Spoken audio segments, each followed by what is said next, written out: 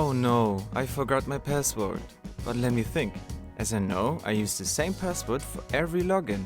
Today we will show you why this approach often leads to misusage of personal data. Users themselves can often pose the biggest threat to their personal online security by executing careless, naive or uninformed behavior while using their devices.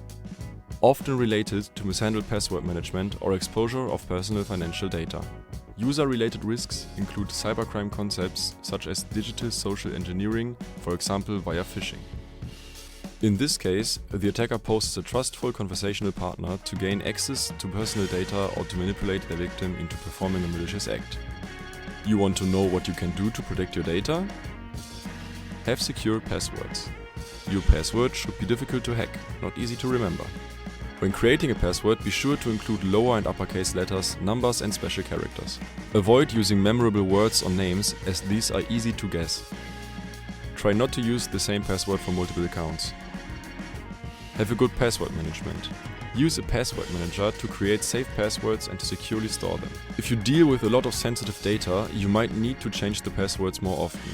For regular internet use, change your passwords once or twice a year, or immediately following any breach of security. If you follow all these steps, you are taking good care of your online safety. Perfect! Now I know what I will do next.